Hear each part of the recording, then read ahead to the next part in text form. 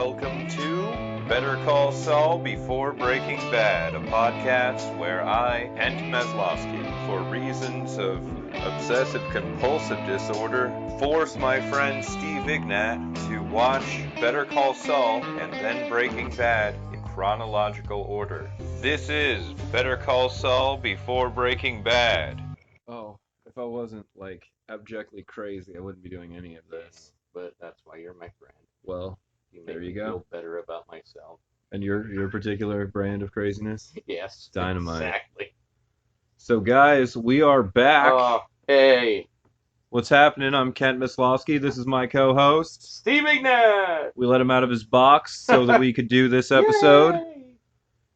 Better Call Saul Season 3, Episode 8, Slip. Oh my god. So, they brought back Slippin' Jimmy, that's for sure. Yeah. He's literally at his slippinest. You can't slip! Alright. He's at the height of his powers when he's flat on his back. Yeah. This episode opens with a little bit of a flashback. Yeah. The last time we saw Jimmy's parents' convenience store, it was when Jimmy was working there, Right. robbing the till and learning life lessons from drifters. Yeah. Yeah. Grifter's like, there are two kinds of people in life. Yep. Wolves and sheep. Yep. Which one do you want to be? Anyway, I'm out. Yeah. So now they're breaking into the store. It's now abandoned. It's in serious disrepair. Yeah. And they break in by knocking the lock out with a hammer. Yeah. They chisel it out. Crazy. Yeah. So they start to search the store, and Jimmy finds a Band-Aid container filled with coins. Band-Aid tin. A Band-Aid tin filled with coins. Neat. I would have actually liked to seen all the coins that he collected, like back in the 70s, probably. Yeah. I'm thinking, Jimmy's probably around my age. The character, Jimmy. Right. And so through this, we learn sort of what became of the store after the grifter left. And we learn that, honestly, yeah, Jimmy was stealing from his parents, and that's bad. Right. But it was really just the cherry on the sundae. Yeah. Of, the way that, his father let himself be robbed blind. Yeah. Because he was too good-hearted. He was an absolute sheep. And Jimmy, having learned to be a wolf, couldn't identify with his father. In some ways, I see, he's doing elder law, and you see old people not trying to take advantage of him, but they're demanding a lot, and he's catering to them.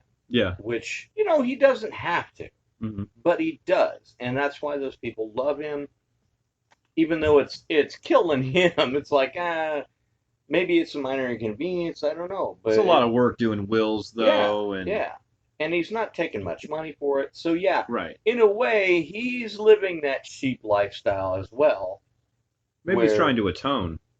Yeah. Maybe must. He can't help his parents. His parents are dead. Right. Oh, yeah. I see that. I get it. Maybe, this is a way of dealing with, assuming he has a conscience, dealing with sort of the impact of that. So the very next scene that we have is Mike, who got information from Nacho at the end of the very last episode. Oh. He said, I need one more thing, and he flipped out his old cop notebook. All right, that's what he was looking for. He was looking for the body of Nacho gave him a mile marker or something. Yeah. Coordinates, I don't know. But Mike just rolled up there with a car that we've never seen before. Yeah. And took out a proper shovel. Yeah. Like a military issue shovel. And found where they buried probably the Good Samaritan, I think. Oh, yeah. Yeah, probably the Good Samaritan. The witness to the robbery. I actually was thinking it might have been the driver. But there was no cabin around there. Yeah, that's true. That's true. Yeah. Wow, yeah, that's right. It was right there where the sign was, where Mhm. that whole thing started. For the Wow, Oasis I didn't even see that. Motel. Nice. Good having two sets of eyes on it. Again, like we say every episode, it's a spectacular show. Yeah. The attention to detail is insane. Oh my God. Yeah. Like almost The supernatural. story brings back. I wouldn't go that low.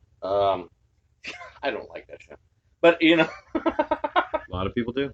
yeah, I A know. lot of people do. It's in like 13th season or something. Uh-huh. Man, my folks love that A lot show. of people love it. But looking at it, it's like, whoa, there's parts of the story that come back that you forgot all about. Yeah. And yeah, that was one of them. Mm-hmm. So Makes an anonymous tip to the reservation police. that was almost a montage.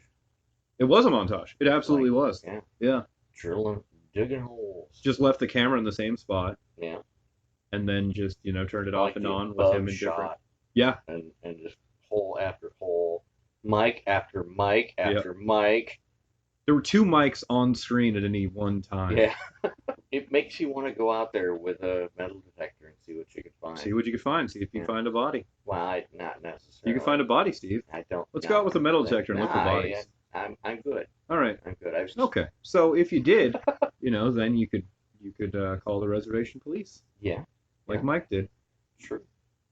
I'm an archaeologist. Yeah. Not really, but that's what I would play. If you need a reason to be digging up bodies, sure. So the very next scene is the doctor makes a house call for Chuck, and Chuck has been tracking all of his his progress. Yeah. His progress with the medication. I'll save it for the next Chuck episode, but I will say that medication, I'm certain that he didn't believe he needed any medication until then, Mhm. until he called the doctor and the doctor prescribed it. That's the way that works. Well, yeah, a week has transpired, right? Yeah. It's been a week since the Okay. last episode. Okay. Because a week ago, Jimmy made I the first see. commercial. Okay. All right. Okay. That's why he was trying to keep his money up. Mm-hmm. Yeah, Jimmy did that commercial for free, so Yeah. he's out money for this week. Yeah. Yeah. You think the Chinese food guy's getting tipped now? Maybe some Let's coins. make a zero. Yeah, it's gonna be zero. That's how it's gonna be. So, speaking of which, Jimmy goes back to the music store, and he's getting hassled by both the brothers. Yeah. Because one of them decided to get the smart. Brothers Sklar. The brothers Sklar. You guys, you're great actors. Right? Your characters are very hateable. Oh my gosh.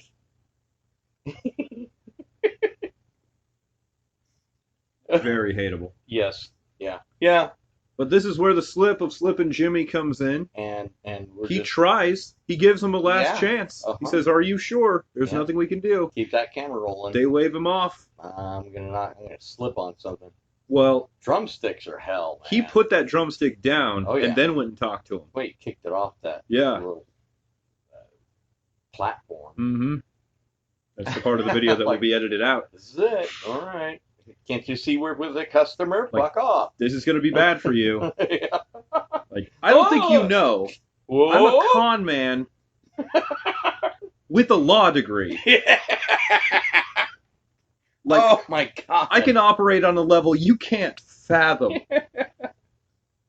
Oh my god. That's great. He can't be a lawyer for other people, but he can be a lawyer for himself. Yeah. He's still got that knowledge. Yep. That would suck if the bar took the knowledge from your head. They had a machine. You're being disbarred. Right.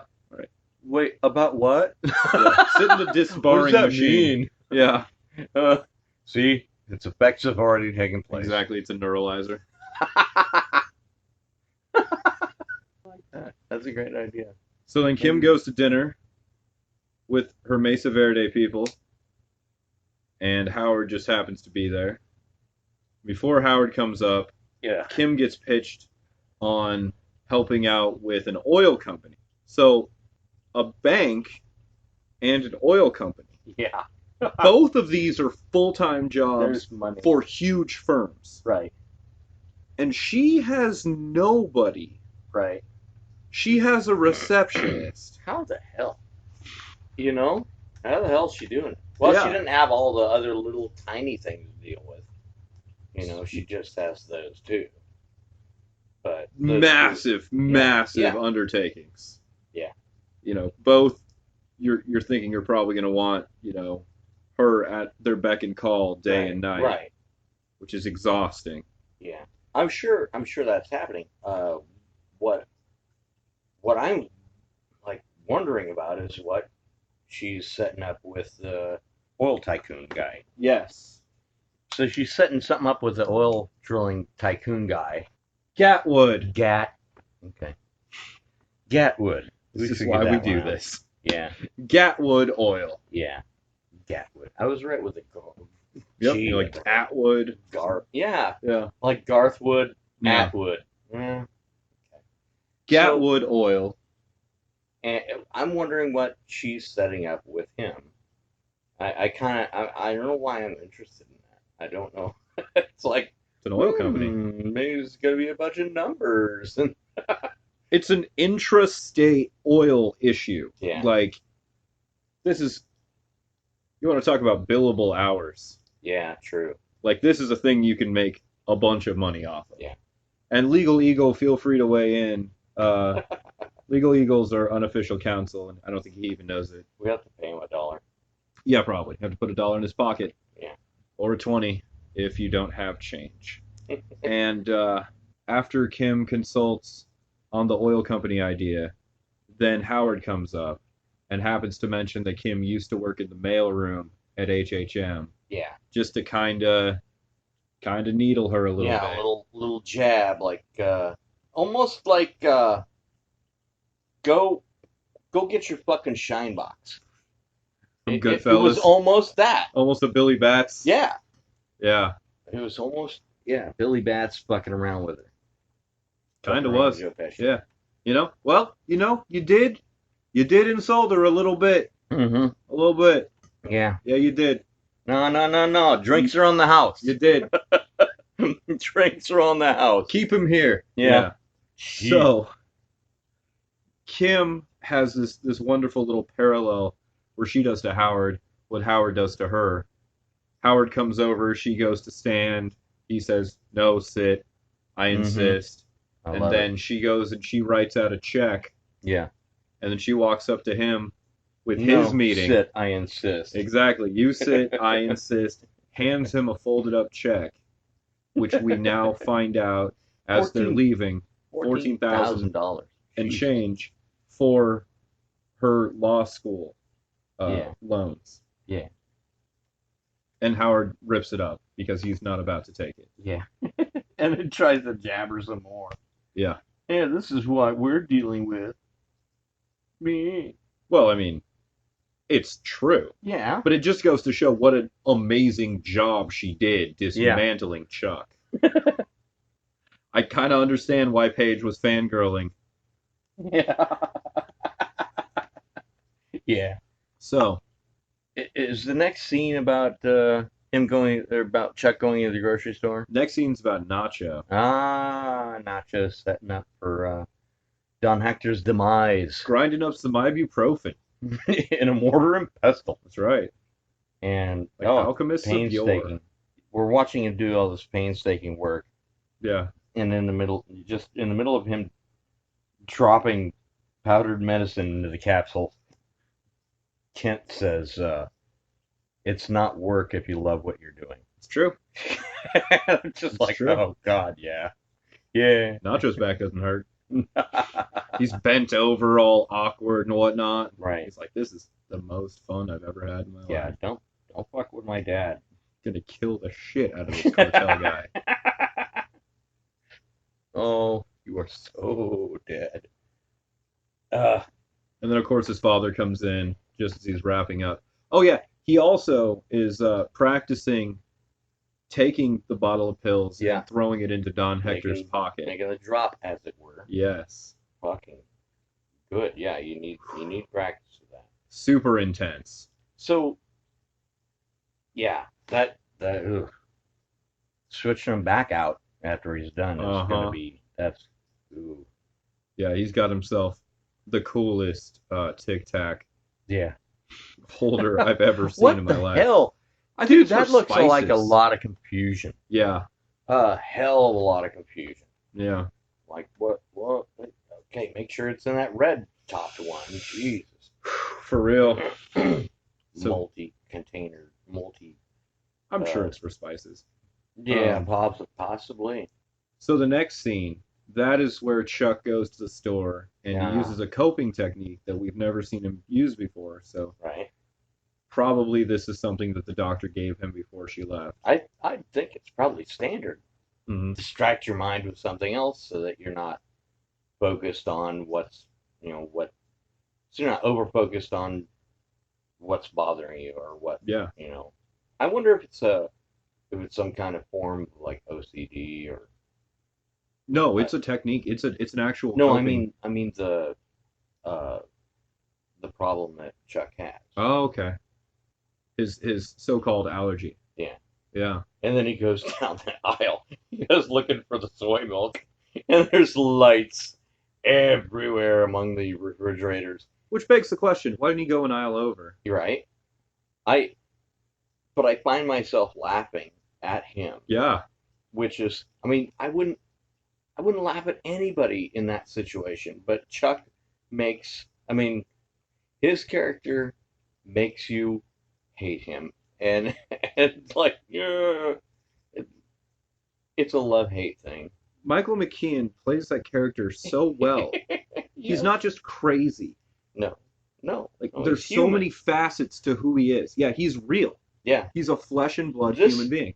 God, this whole show deals with a lot of stuff where you wouldn't, a lot of taboo subjects where I think a lot of people would just rather sweep it under the rug, ignore it. But if you get into watching this show, you see things and it has parallels to things that might actually happen to you, mm-hmm. or someone you know. Mm-hmm. And so you have a friend that has problems, maybe Chuck problems, maybe Jimmy problems, maybe just problems with whatever. Maybe they have heart problems and they're not your friend anymore. Yeah, you want to learn how to find a way to send them, snuff them out, send them off on their journey. Yeah, you learn a lot from this. Yeah, it's a very wise show. Yeah. So the very next scene, Kim hears guitar music coming from Jimmy's office, and he's playing "Smoke on the Water." Terribly. Horribly. Oh. Dude, when I was in 4th grade, I wasn't playing that bad. How bad did your back hurt in 4th grade? Well, no, that has nothing to do with it. Nope. Nothing to do with it. I don't know. Good chiropractor will tell you your spinal cord's connected to every part of your body. Okay, I had a stroke 2 years ago, and I can go downstairs and grab my 12 string, a 12 string, mind you, and I can play "Smoke on the Water." And I have not played it for a couple of years. Within 12 hours of slipping on a drumstick. That doesn't have anything to do with it. Especially if you're laying down. Of course, you're right. If you're laying down, I'm just making excuses. Laying down is one of the worst ways to play a guitar. Yeah. Hats off to Jimi Hendrix. Absolutely. And Jimmy McGill. Yeah. Okay. All right. Yeah, got me. Did. So Chuck's coming back from the store, and he sees Howard in his trademark Jaguar. Mm-hmm. And unfortunately, Howard has not come with whiskey this time. Okay. He has come with news. Yeah, I got to talk to you about this thing. He's come with news about Chuck's insurance. His malpractice insurance. I had no idea last episode until we were all packed. We were all done. We shut down for the night. We weren't doing any more recording, but I realized that while Jimmy, in the last episode, while Jimmy was at the insurance agent, talking to the insurance agent, and she says, "Oh, by the way, we already know all this stuff," and he didn't ask why, but he knew why, and that's why he went after his brother with the scam, with the truth, breakdown and crying, talking about my poor brother, and then It's a fantastic. yeah, It's interesting because Chuck assaulted Jimmy with theater. yeah, Jimmy just did the same thing to yeah, Chuck. exactly. It's, but see, and I realized that now, the insurance company wouldn't have known anything about that, but Chuck had to help that along Mm-hmm. and call the insurance agency and be like, hey, he did this. He's disbarred for 12 months for practices on becoming a lawyer, whatever that might be, and so his insurance rates went up like 150%. Like, holy shit. Yeah, And a painful amount of money. yeah, I mean, I'm sure that's not. What is this, health insurance? I mean, come on. Did you just catch cancer? What? It's almost And as bad as catching feelings. what I didn't realize is that that's why Jimmy went after his brother in there and did what he did, was because last episode I thought he was just going after his brother. No, he was going after his brother because he just found out his brother fucked him over. And so Again. Yeah. He's been kind of on a fucking Jimmy over spree. Yeah, and I can't blame him. Can't blame him. And sprees are delicious. All right. Shout out to Spree. Yeah, and Willy Wonka? Is that who makes them? I Anyway. don't remember. And Satanic Horror, whatever the parent company is called, that makes candies, bright colors for children. Yeah. So then Nacho sabotages the AC, molests the AC. Yeah, he molested the AC with like an ice pick. I would have went up there with a propane torch. All right. Because if you heat up where those elbows are, those elbows for the air conditioning unit, if you heat one of them up, you put intense heat on that, and it's almost as concealable. Although climbing up to there would have been a little tough. No, actually, yeah, a torch, and then you heat it up, and the sweating, the sweat, basically you'd be undoing what they did to put it together, and it's something that would naturally transpire, like over time. Mm-hmm. Like it just shit happens and things wear away. I've never seen Nacho with a propane torch. Oh, but wouldn't you love to? Maybe. I mean, that could make for some exciting TV. Yeah, right you could there. take someone apart with that. But yeah, he pierces the coils. Yeah. Gets the Freon out of the air conditioner. And then, while you're wondering why he did it, we cut to Don Hector, and he's sweating profusely. And while Nacho is counting out the money as the low-level dealers are bringing it in, Don Hector takes his jacket off. There's my chance. And so Nacho, I can make the switch, has the scariest scene in television since any episode of Alfred Hitchcock Presents. Yeah. It was so intense. That was nerve-wracking. Oh my god. He switched out the pills, put in the ibuprofen pills, which arguably are not going to be as powerful as nitroglycerin. Not going to help. They're not going to help. And then manages, under the cover of getting more coffee for Don Hector, manages to, and that's a loud container. If he would have screwed that up, that would have been obvious. He managed to get it into the pocket. Yeah. And freak out at the coffee machine. Yeah. In such a quiet establishment, I mean, you're right behind somebody switching out their pills. That's no. I Yeah. heard that. What happened? Yeah. Yeah. He even Yikes. made himself look bad just to keep Don Hector from Yeah. worrying. It's Yeah. like, oh, well, here's my argument. My hands were sweaty. It's hot in here. I dropped the money. Yeah. Like it's conceivable. It could Yeah. happen. Yeah. Kudos to good acting. Oh yeah, the guy who plays Nacho and the guy who plays Hector. Oh, I'm talking about Both Nacho's spectacular. character in his acting. Yeah. Because Nacho's character. Okay, here it is. This is crazy because he had to. This is the actor that plays Nacho, playing Nacho, who's acting Like a straight up like gangster. like Yeah, but actually he's a double agent for himself. no, he's acting like a buffoon. He's Right. like showing buffoonery, Right. But just so much which that is that it's believable, yeah, and not so much that it's going to get him killed. yeah, Because yeah. Don Hector doesn't give second chances. Don Hector's he's got an itchy trigger finger, man. He does. He's got an itchy murder finger. Yeah. It doesn't Yeah. even have to be Yeah. a gun. Right? He's just down to kill whoever. Yeah. Get in my way and I'll mow you over. He is like the classical kind of depiction of the cartel. Yeah. Like, it's a family business. We deal drugs out in the open, and we're brutal as hell. So nobody wonders, like, about what's going to happen if they go to the police. Everyone knows what's going to happen if you go to the police. Yep. And then you have Mr. Fring, who is running this next level empire. Yeah. That is, like, clearly leaps and bounds above any drug dealer you've ever seen in your life.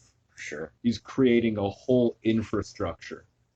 It's strange how, I don't know, it seemed like, and he's into the espionage aspect of it where he knows everything that's going on. Yeah. He freaking just, what? Yeah, that's not a surprise. Okay. Mm-hmm. Like, tell me something I don't know. Because he already knows what's going on, what's up. And that, I mean, somebody with knowledge, and you see again later on where knowledge is scary when people have it. And it just, jeez, if you're up against the foe and they don't know much, you're a little more confident. Yeah, But it's very Sun Tzu. Yeah, but when somebody knows something, somebody has a lot of knowledge, you're like, I'm not sure how I can deal with this. What was it? I was watching something last night about the contract killer for the mob. Right. And it was an interview with a contract killer, and they had him shrouded in a hood and everything. But he was talking about how, oh, no, it was a different one. They were talking to a mob boss, the youngest mob boss who'd served his time, whatever, got out.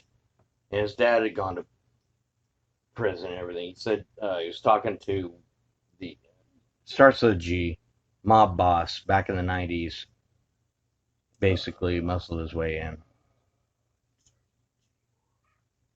Talking about Gravano? No. He was a hitter. He snuffed a mob boss and then basically took over.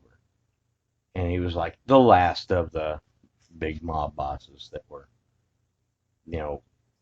right out in the open. And he was right out in the open. But he's talking about this one boss and... Gotti? Yes, John Gotti. There we go. Thank you. Oh, you don't want to know how I remember that. So he's talking about dealing with... Through Victoria Gotti. That's how I remember. Wow. Yeah. So he has a sit-down with Gotti. All of his sit-downs with Gotti, he's like, yeah, well, you got to get to know somebody in order to make deals with them. He's like, let them talk. He's like, and Gotti, I wanted him to take over my racket.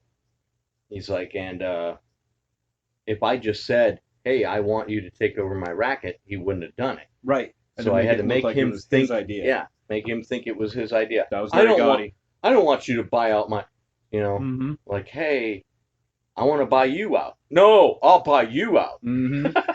I've seen this thing you're talking about. Oh Absolutely. God. Yeah. It was great. Yeah, you have to know how to manage people. Yeah. And Jimmy knows exactly how to manage people. He does. He's almost like Floyd Mayweather, where like he won't attack you right away, but when he does, it will be with all of the knowledge he needs to destroy you. And that's what he does to the van driver. Yeah. Yeah. The van And driver that van messed with driver him. doesn't have to do anything but sit in his van and cross out fucking words on a crossword puzzle. Yeah. I mean, he doesn't really have to do anything. As long as them people are out there, he looks over once in a while, they're doing their job, you're fine. Yeah. He doesn't have to be the whip wielding slave driver that he was trying to be. Like, oh, here's how I get my dose of power Yeah. over people. So one of the, I don't know, detainees, one of the community service, one of the community service denizens is a dude with like half his head shaved. Yeah. Who comes over to the van driver and tries to plead his case. He's like, my daughter's in the hospital. Yeah. You got to let me go. And he's like, yeah, you can go. But of course, won't get them hours. Yeah. And so Jimmy makes a deal with that guy. And $700. Yeah, for $700, Jimmy gets that guy off and simultaneously gets the van driver to back down. Yeah. And gets to lie down on the desert floor and relax. Sacred ground, which is now litter free. Exactly. And the final episode, the final scene, we see Mike digging up his cartel money, and he drives over to the chicken restaurant, and he meets with Mr. Fring. Yeah, why is every encounter with Mr. Fring scary as shit? Scary and awesome. It's like, I couldn't be that cool. Hey, I'm just gonna be over here. Bye. Mr. Fring is a man with a plan. Yeah. And so Mike kind of intimates that the reason that the chicken restaurant was opened is so that he can clean his drug money. Right. And he says, hey, if you know how to do that for you, right, can you possibly do that for me? Yeah. Like, we shouldn't be associated. Even by paper, we shouldn't be associated. So there's some sort of deal that's struck, but we don't know what yet. Right. Yeah, we don't know. And it ends, the whole episode ends in a handshake. Yeah. Like the last shot of the episode is this handshake. Yeah. Close up. Like, crap. You have to wait till next episode. Yeah. God damn it. Dynamite at those cliffhangers. People had to wait 7 days. I know, right? 7 days to see the next episode. You're living a charmed existence. I'm getting it spoon-fed to me after they pull me out of the box. It's true. It's all we're feeding him, though. He's quite malnourished. Hey. So, I'm not malnourished. Right. No, that would be wrong. We don't want the experiment to be shut down. So, any other thoughts about this episode? Things that transpired, things you thought? Tensions are building. Things you think about, things you thought? So, I want to know what the handshake is about. Yeah. I want to know the specifics of it. I want to know what kind of deal Kim wants to work out with the oil driller. Yeah. I wish that Jimmy would stop fucking playing games with Kim. Oh, and Kim sent the courier back. Yeah. As soon as she dealt with Jimmy and his guitar, yeah, she went to drive that off herself. Yeah. Maybe she's learning something from Jimmy. From Jimmy. It's possible. Maybe the setup for the meeting is that she'll play her own Slippin' Jimmy shit. Who knows? And while we're watching the episode, you asked me, you're like, why does Jimmy keep doing this stuff? Yeah, exactly. Those are the things that make characters interesting, though. But everyone incredible learns. Flaws. You learn not to fuck with people that mean something to you. I don't play games with my mom, I don't play games with my dad or my brother. They're people that mean a lot to me. Nor my cousin. You think you have the same moral compass as this I think that moral compass is something that's relevant, or relative, you know, within whatever construct that you have devised for your life, okay? Well, however your life's going. There are important people and there are non-important people, right? So family is on the important side, and people that fuck you over are on the other side. Now, if they happen to be your family and maybe they'll be in the middle. But Kim should be on the side of important people, if you ask me. Well, Kim's incredibly loyal. Yeah, And I would argue that family being on that side comes less from morality and more from just like what cultures need to survive, like what civilization needs to exist. Okay. Because if you're not prioritizing your family, right, then but you have nobody. Basically. But then people who are on your side, that yeah, that also in a kind of evolutionary kind of survival sense, yeah, it would make sense if someone weren't as flawed as Jimmy is. Yeah. He's like an alcoholic. The same way Chuck described him. Oh my God. Yeah. He's like an alcoholic, but with con artistry and managing people and controlling people's perception and making people do stuff. He's a manipulative alcoholic. He's a manipulaholic. Manipulaholic. And he would change if he wanted to, but he doesn't. Yeah, it's crazy. He says he does. Yeah. But ultimately, like, look at how he behaves over and over. He keeps coming back to Slippin' Jimmy. And now that he's a lawyer, he is like a monkey with a machine gun. Yeah. Because just like Chuck said. Yeah. It's so wild. Because you want to hate Chuck. And if you hate someone, you want to think, not only do I hate them, but also they're wrong. But Chuck's not wrong about Jimmy. He's definitely not wrong. Monkey with a machine gun. My God. He was so accurate. And at the time, we're like, no, come on. He's the main character. Why would we? Right. And this is exactly why. Yeah. Like, we're starting to see what Jimmy does. Gilligan, you're playing on my frickin' heartstrings here.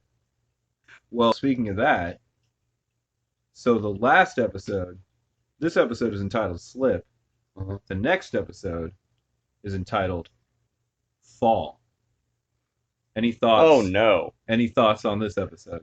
Well, I see things backfiring, and that's not good. That's the falling part? Yeah.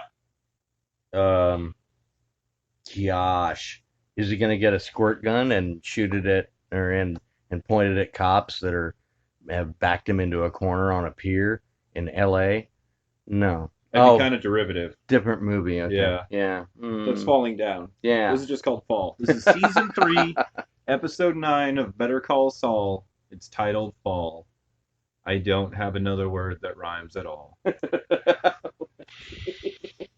That was eloquent. I don't know. What are you gonna do? So, okay. I'm eager to see Don Hector die. Yeah. You think that's the falling? Yeah. Oh, yeah. He's definitely gonna fall. The fall of Don Hector. Don Hector. Don Hector. I'm too hard in here. I'm anxious for that. Yeah. I do want to see that. And I want to see Nacho switch the pills back and avoid any eyes on him. Yeah.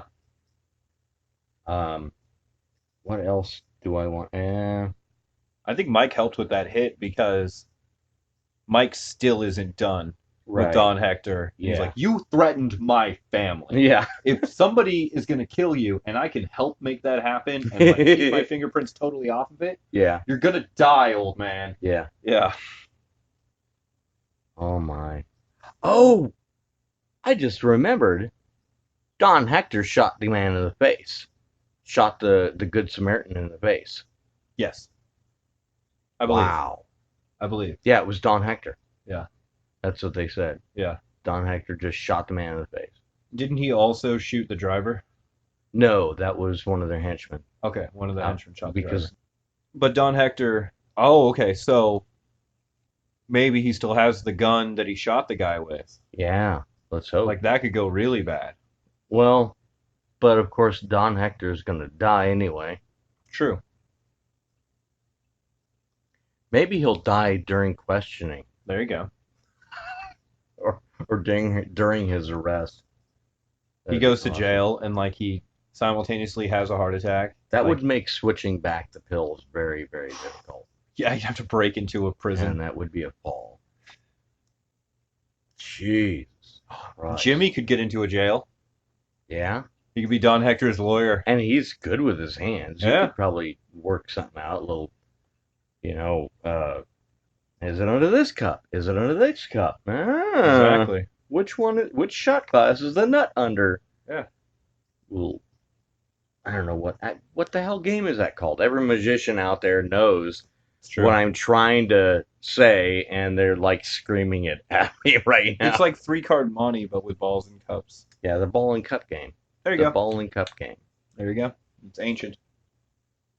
So, how much does it suck that Chuck was completely, literally correct about who and what Jimmy is? And now we just have to watch his life unfold with him as this thing. I have this. I expect people to be inherently. I expect people to learn from their mistakes. Okay, and so as long as Jimmy comes out on top in every fucking situation, he's never going to learn. You know? Yeah. Never going to learn. Sad. Like, and he's just. I mean, he's so much like his brother that it's funny. They're like mirror images of each other. Yeah. Chuck is not above lying in a court of law. Right. Chuck is not above swindling. Chuck is not above scheming. Theater. Yeah. Theater. They're both good at it. Yeah. He's not above any of it. Howard's not above lying. No. Jimmy's not, when it comes to the way they use the law, Jimmy's not really more or less ethical than any of them. Right. And that's one of the kind of fascinating things about it, is Chuck's moralizing while simultaneously also being the same sort of sorcerer that Jimmy is. Yeah. Fucking crazy. It is. It's a wild ride. So the next episode is the penultimate episode of this season. The one where everything starts going crazy. Probably. That's the one that ensures that you're going to sell all kinds of ads the next week because people are like, oh, what's going to happen? I have to know. Next episode. Yeah. Any other thoughts or ideas or I comments? think it's just that all these tensions, these stories are starting to unravel.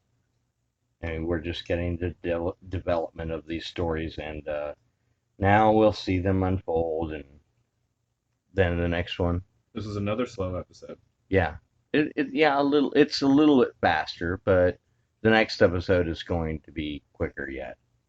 I think we predicted this 2 episodes ago. Yeah, you were like, the next one I think is gonna be more build up, but the one after that. Yeah.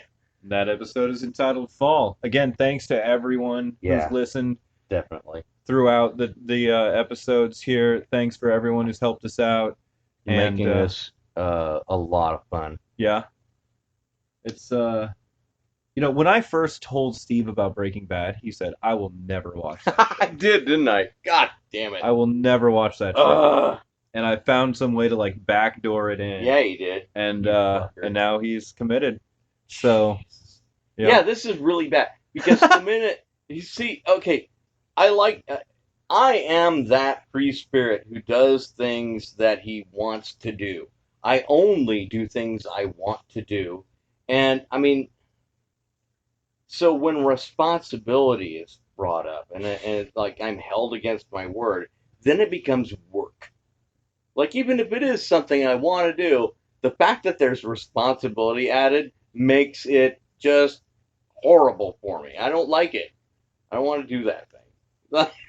But I will. I will do it for you people. I will do all of this for you.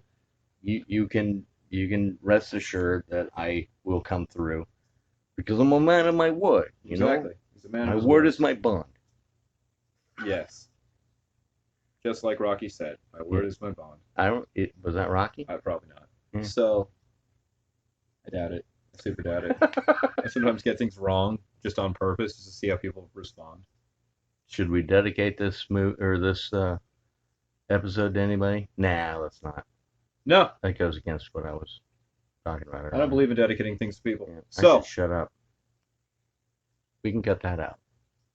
we don't got anything. Anyway, yeah, we will check back with you guys after we watch the next episode, season 3, episode 7? 9 Oh, 9. Okay. of Better Call Saul. All right. Fall. It's still fall for 3 more days. That's right. And then the first. Oh, That's probably what they're referring to. Talking about yeah. how it's fall. Yeah. Oh, anyway, yeah. See you guys. Take Thanks it a lot. easy. Have a great day.